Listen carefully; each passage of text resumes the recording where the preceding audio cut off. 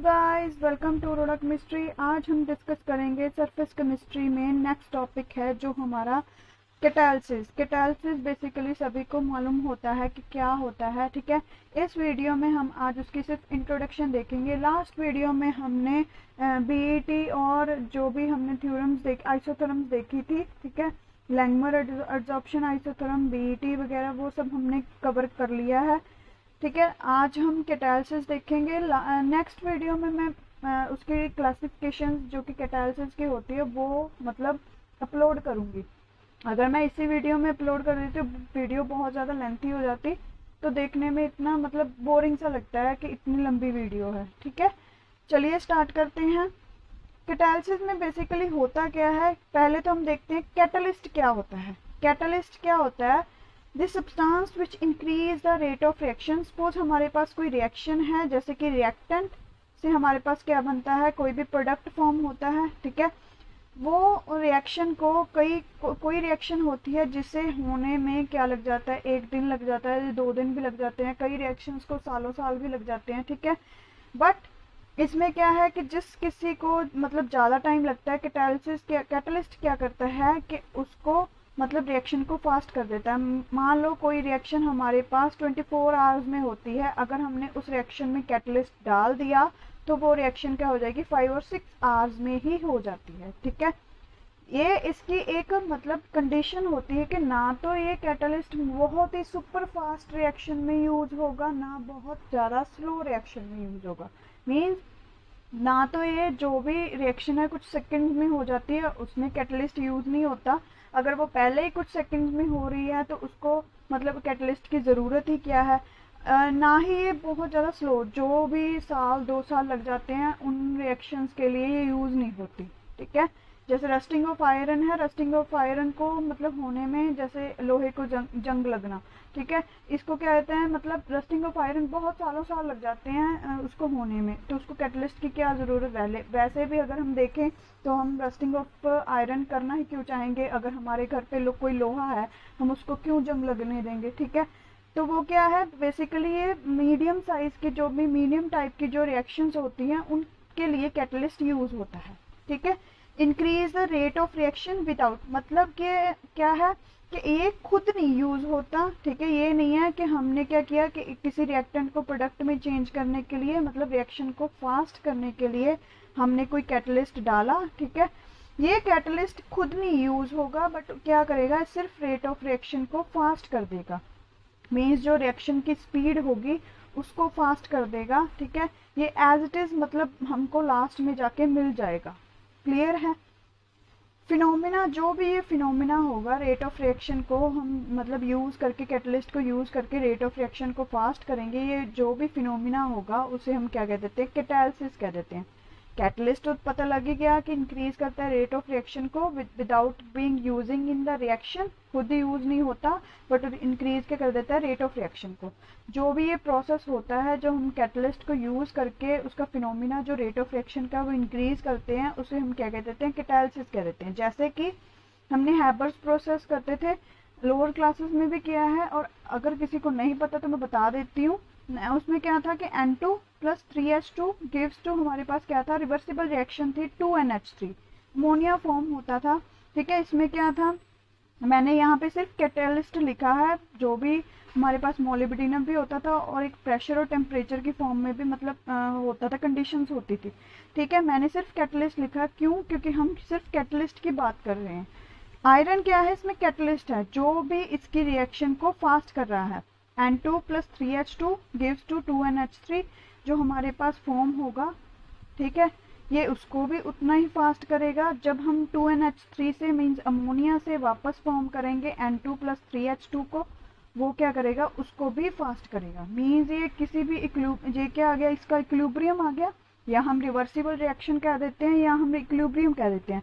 Means ये equilibrium को shift नहीं करेगा, जितना ये स्पीड इस ए को बी में चेंज होने के लिए मतलब इंक्रीज करेगा, जिसकी स्पीड वही स्पीड उतनी ही स्पीड ये बी को ए में चेंज होने के लिए करेगा। क्लियर है। ये हो गया कैटलिस्ट। अगर हम कैटालिसिस देखें, ये पॉजिटिव कैटालिसिस भी होते हैं और नेगेटिव कैटालिसिस भी होते हैं। पॉजिटिव कैटालिसिस क्या होते हैं, जो भी कैटालिसिस जो इंक्रीज करें रेट ऑफ रिएक्शन को, वो उसे हम क्या देते हैं, positive catalysis. Basically rate of reaction को ज़्यादातर कोई भी कैटलिस्ट हम देखें तो वो इंक्रीज ही करता है। अगर हम देखें कि कैटलिस्ट कोई भी डिक्रीज भी कर सकता है, ठीक है, ये मतलब ज़्यादातर चांसेस नहीं होते, कुछ कुछ होते हैं कि जो डिक्रीज भी करते हैं रेट ऑफ रिएक्शन को, उसे हम कह देते हैं नेगेटिव कैटालिसिस। ठीक है, एक और बात, हमारे पास ये जो कैटलिस्ट है वो हम केमिकल रिएक्शंस के लिए यूज़ करते हैं। एक होता है कि जो भी हमारी बॉडी के अंदर जो बायोलॉजिकली कोई एक्टिविटीज़ होती हैं, उसको जो हमारे पास बायोलॉजिकली कोई रिएक्शंस होती हैं, मीन्स हम जो भी फूड लेते हैं उसे हम डाइजेस्ट करते हैं, उसके लिए कोई मतलब कैटलिस्ट यूज़ किया जाता है, उसे हम एंजाइम्स कहते हैं। ठीक है, उस वो क्या होते हैं, बायोलॉजिकल कैटलिस्ट होते हैं। ठीक है, ये क्या है, ये कैटलिस्ट जो है हम सिंपल कर रहे हैं, सिंपल ये किसके लिए यूज़ होते हैं, सिर्फ केमिकल रिएक्शंस के लिए यूज़ होते हैं। क्लियर है? ठीक है, हमने पॉजिटिव और नेगेटिव कैटालिसिस तो देख ही लिया। अब हम देखते हैं कि फंक्शंस क्या होंगे। फंक्शन मींस इसकी कैरेक्टरिस्टिक्स भी कह देते हैं या फंक्शंस भी कह सकते हैं। पहले तो ये बात, ये क्या करेगा, हमारे पास क्या है, कोई भी रिएक्शन है, हमने क्या रिएक्टेंट है, हमने क्या किया, उसमें कैटलिस्ट पाया। ठीक है, जब हमने कैटलिस्ट को डाला उसमें तो क्या आ गया, हमारे पास कोई कॉम्प्लेक्स फॉर्म हो गया।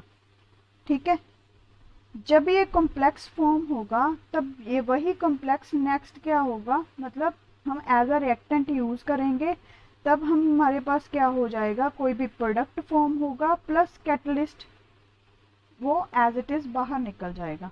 मींस इसमें क्या है कि एक कैटलिस्ट क्या है, एक इंटरमीडिएट की तरह काम करेगा, जो क्या करेगा, पहले इंटरमीडिएट मींस कोई रिएक्टेंट के साथ कोई भी बॉन्ड बनाएगा। ठीक है, कोई भी मतलब ये नहीं कहते कि परमानेंट बॉन्ड बनाएगा, वो केमिकली टेम्परेरी बॉन्ड बना सकता है।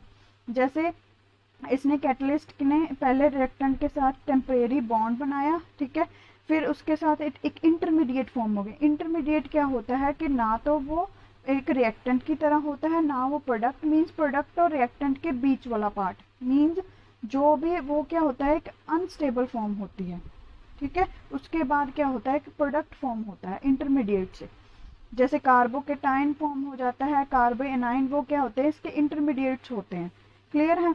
तो वो क्या हो जाता है कि वो पहले क्या करता है, रिएक्टेंट के साथ catalyst chemical bond, temporary chemical bond form करता है, उससे क्या हो जाता है, इंटरमीडिएट फॉर्म हो गया।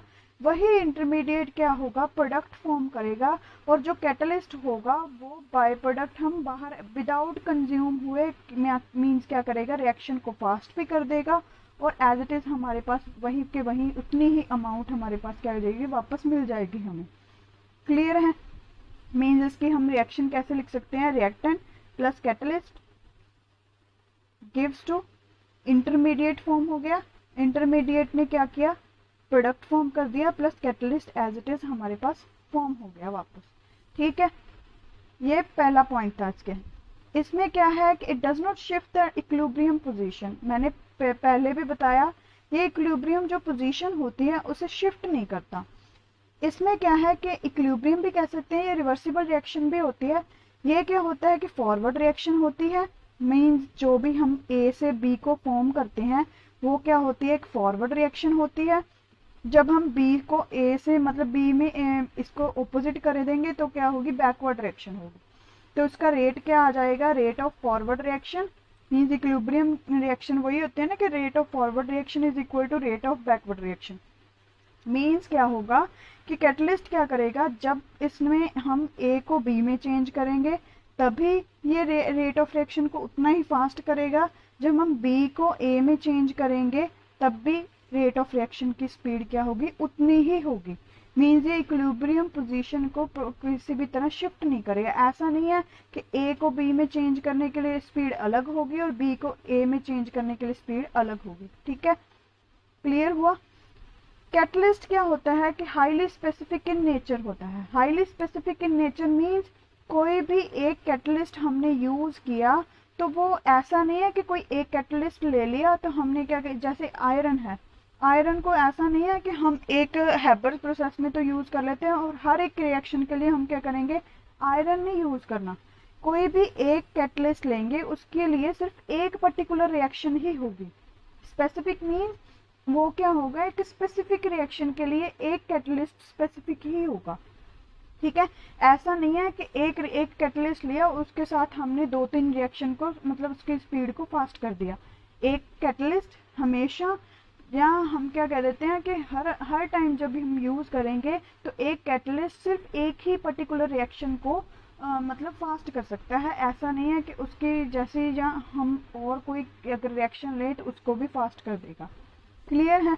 नेक्स्ट हमने क्या किया कि नेक्स्ट क्या है, it does not change delta E of the reaction. Delta E क्या होता है, डेल्टा की ई क्या है, एनर्जी है जो भी रिएक्टेंट और प्रोडक्ट, इसके मतलब क्या होता है E P minus E R. ठीक है, प्रोडक्ट माइनस रिएक्टेंट की एनर्जी, उसको उसके रिएक्शन की एनर्जी को चेंज नहीं करेगा, जितनी एनर्जी पहले थी मीन्स जो भी मतलब रिएक्शन की स्पीड की जो एनर्जी होती है, ठीक है, मीन उसकी एनर्जी वही की वही रहती है, वो चेंज नहीं करता डेल्टा ई को। अगर हम देखें, ये तो उसकी कैरेक्टरिस्टिक्स थी। अब मैं आपको ग्राफ के थ्रू एक चीज समझाती हूँ। देखो हमने क्या किया, कोई एक्टिवेशन एनर्जी होती है। एक्टिवेशन एनर्जी क्या होती है कि हमने कोई एनर्जी प्रोवाइड की किसी रिएक्टेंट को प्रोडक्ट की तरफ चेंज करने के लिए। ठीक है, सपोज हमारे पास हमने क्या किया, एक विदाउट कैटलिस्ट कोई रिएक्शन ले ली और एक कैटलिस्ट के थ्रू हमने कोई रिएक्शन ले ली। हमने क्या किया, एनर्जी और रिएक्शन के पाथ के बीच में हमने क्या एक ग्राफ प्लॉट किया। रिएक्टेंट की एनर्जी क्या होती है, कम होती है, प्रोडक्ट की एनर्जी क्या होती है, मतलब ज़्यादा होती है। सॉरी, रिएक्टेंट की एनर्जी ज़्यादा होती है, प्रोडक्ट की एनर्जी क्या होती है, कम होती है। बिकॉज जिसकी एनर्जी जितनी ज़्यादा कम होगी वो वही उतना ही ज़्यादा स्टेबल होगा। ठीक है, प्रोडक्ट ज़्यादा स्टेबल होता है हमारे पास। हमने क्या किया, जो मैंने ये सॉलिड लाइन में शो किया है वो क्या है, हमने सिर्फ एक्टिवेशन एनर्जी प्रोवाइड की है। सपोज हमारे पास एक्टिवेशन एनर्जी 80 है, 80 किलो जूल पर मोल हमने एनर्जी प्रोवाइड की, तो उसने ये पाथ फॉलो कर लिया। ठीक है, जब हमने कैटलिस्ट डाला तो उसमें जो रिएक्शन होगी वो फास्ट हो जाएगी। ठीक है, तब उसकी जो एनर्जी है वो इतनी हो जाएगी, मींस कैटलिस्ट रिएक्शन जो होगी वो फास्ट होगी, एनर्जी उतनी है 80 किलो जूल पर मोल ही है। ठीक है, एक्टिवेशन एनर्जी हमने कैटलिस्ट रिएक्शन को भी उतनी दी है, अनकैटलिस्ट रिएक्शन को भी उतनी दी है। बट जब हमने कैटलिस्ट डाला तब उसकी रिएक्शन स्पीड ऑफ रिएक्शन क्या होगी, फास्ट होगी, तो उसने डिफरेंट पाथ फॉलो कर लिया। जब हमने कैटलिस्ट नहीं डाला था तब उसकी एनर्जी क्या थी, स्लो थी, तो उसका डिफरेंट पाथ था। क्लियर है, मैंने सब कुछ मतलब दिख दिया है इस ग्राफ के थ्रू, तो इसका मतलब यही था। नेक्स्ट कुछ टर्म्स हैं जैसे कि प्रमोटर्स हो गए, इनहिबिटर्स हो गए। ठीक है, प्रमोटर्स क्या होते हैं, ये एक तो हमने कैटलिस्ट कर लिया, कैटलिस्ट जैसे कि कोई स्पीड ऑफ रिएक्शन को जो फास्ट करता है। ठीक है, ये क्या है, ये कैटलिस्ट को भी एनर्जी प्रोवाइड करता है। जैसे कोई हमारे सपोज हमारे पापा है, वो क्या है, कैटलिस्ट है। ठीक है, जो ये एक प्रमोटर है वो क्या है, हमारे दादाजी। ठीक है, दादाजी मतलब ये दादाजी क्या करते हैं, अपने हमारे पापा को मतलब किसी अगर हमने कोई गलती की तो हम क्या करेंगे, हमें हमारे पापा से डांट पड़ती है। अगर हमारे पापा गलती करेंगे तो पापा को उनके पापा से डांट पड़ेगी, वही हाल है। ठीक है, ये क्या करेंगे, अगर मतलब इन्होंने स्पीड ऑफ एक कोई भी कैटलिस्ट है जो हमारे पापा हैं, ठीक है, उनकी स्पीड ऑफ रिएक्शन को क्या करेंगे, ये फास्ट करेंगे, उसकी एक्टिविटी को इंक्रीज कर देंगे।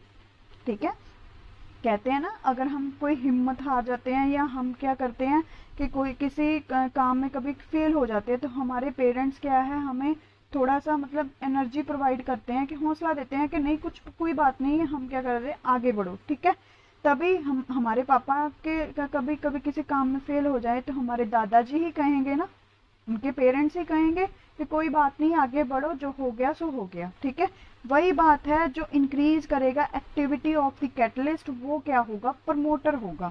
अब मैंने कहा था कि जो आयरन है वो क्या है, कैटलिस्ट है, जो मैंने रिएक्शन में सिर्फ कैटलिस्ट लिखा था। मोलिब्डेनम क्या होता है, MO, वो क्या होता है, मोलिब्डेनम क्या होता है, प्रमोटर होता है, जो कैटलिस्ट को भी एक्टिविटी मीन्स उसको भी एनर्जी प्रोवाइड करता है, तो स्पीड ऑफ रिएक्शन क्या हो जाती है, फास्ट होती है।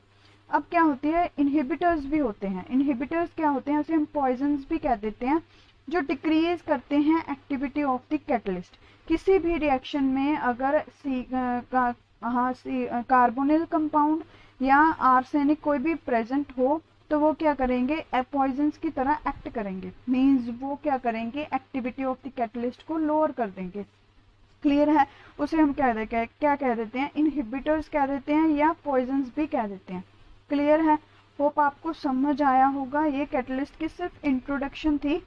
इसी वीडियो में अगर मैं आपको मतलब क्लासिफिकेशंस भी करवा देती तो आपको ये मतलब बोरिंग लगने लग जाती, इसलिए मैं नेक्स्ट वीडियो में आपको होमोजीनियस और हेट्रोजीनियस जो कि कैटलिस्ट की क्लासिफिकेशंस हैं वो आपको डिस्कस करवाऊंगी और उसके मैकेनिज्म के थ्रू समझाऊंगी कि वो होते क्या हैं।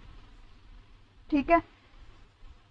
होप आपको समझ आया होगा। अगर वीडियो पसंद आए तो लाइक, शेयर और सब्सक्राइब जरूर कीजिए। Thank you so much.